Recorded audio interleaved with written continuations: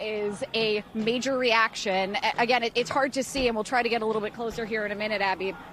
But there is a growing crowd here that is increasingly angry, that is following ICE, what we believe are ICE officers or other immigration agents throughout this neighborhood, screaming at them, telling them to leave in the strongest possible terms they can muster here.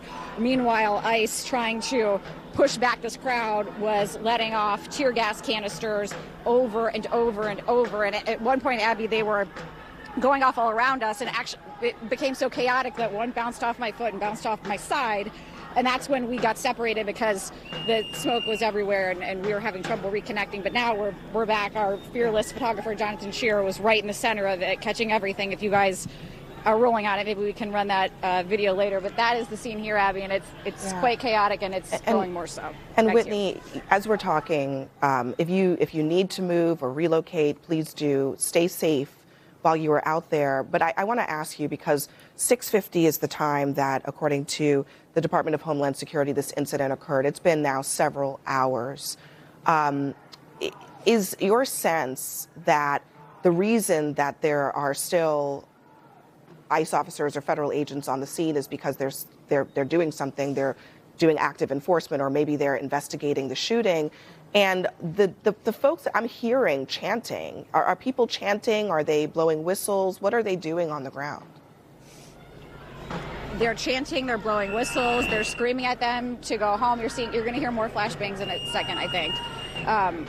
It sounded like one just a moment ago. They're surrounding these immigration officers and letting them know without any ambiguity that they do not like what they see and they want them to leave. This has been an ongoing scene throughout the city of Minneapolis after the shooting of Renee Nicole Good.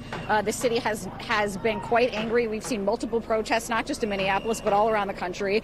Certainly now, this is giving new reason for people to protest. Sorry, I'm just watching. We're here. It's louder than it looks. So I'm trying to figure out, Abby, sorry I keep looking away. But so is it, what can you estimate, do you have a sense of the size of the crowd, and are more people coming to the scene because it's now known that there was an incident there?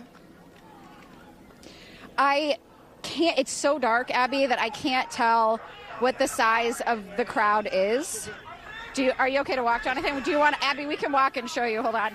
I can't know what the size of the crowd is, but there's other law enforcement here, it looks like. I can't see who they are. It's so dark. They're in darker uniforms, so it could be local law enforcement, Abby. I'm just not sure. But when we were on our way, we saw at almost a dozen law enforcement vehicles screaming over to this location. So we're still trying to get a handle on what the roles of law enforcement are and what the federal agents who are still on the ground might be doing. Are they continuing to do immigration enforcement? We can't know. In this moment, all we know is what we see, and we see that they're starting to cordon off this area over here.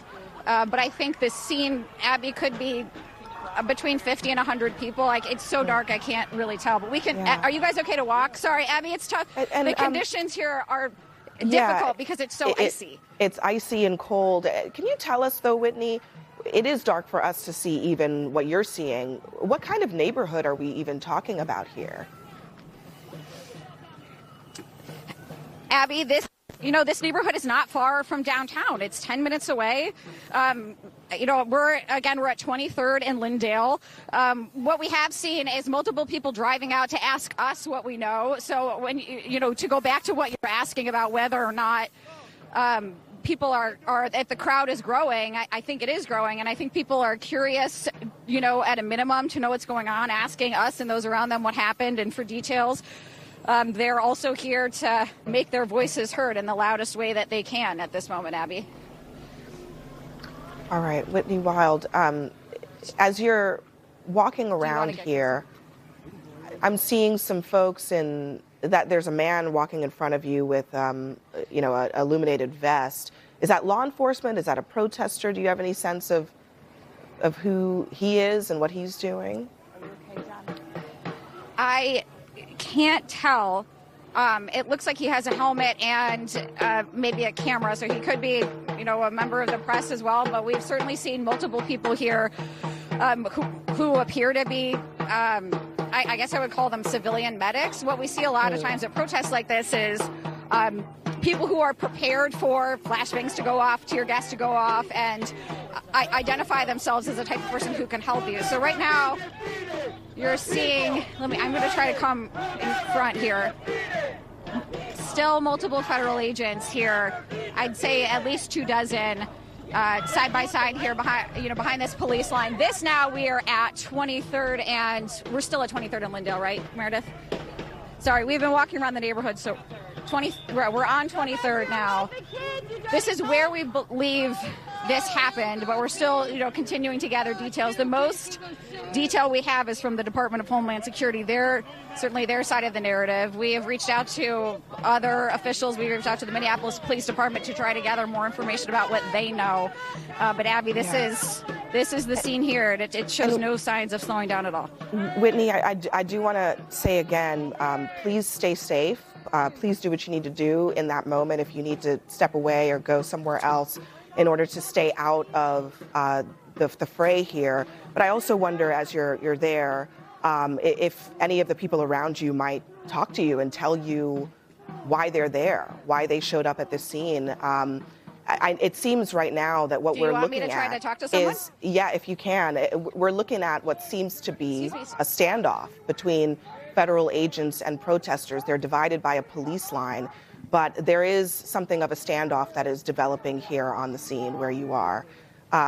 So if you have the ability to talk to someone, it would be interesting to know why they are there, what they are doing. I'm with CNN. We're live on CNN. Can I talk to you about why you're here? Yeah. Okay. Okay, Abby. Whoa. So can you tell me your name? Perla. And do you live in the neighborhood? How did you find out what happened? I live in St. Paul on the west side. I found out what happened throughout Facebook Live. It was getting posted everywhere. What brought you out tonight? What brought me out tonight is to speak about what's going on here and how bad it is, and to speak up to the people who cannot speak up and who are locked up in the houses because people support whatever this is. Can you tell me what it feels like to be here right now, why you think you're making an impact by being here? And it's dark, it's late. Why are you making this effort tonight? Because with people who cannot speak up, this here speaking out right now shows that I am supportive of my people and my community, and that people who support this are very stupid in ways that cannot be talked about. Can you tell me what you're seeing in your city over the last week? It's been 1 week since Renee Good was shot and killed. What have you seen? Lots of raids throughout my apartment. I'm not allowed to be outside without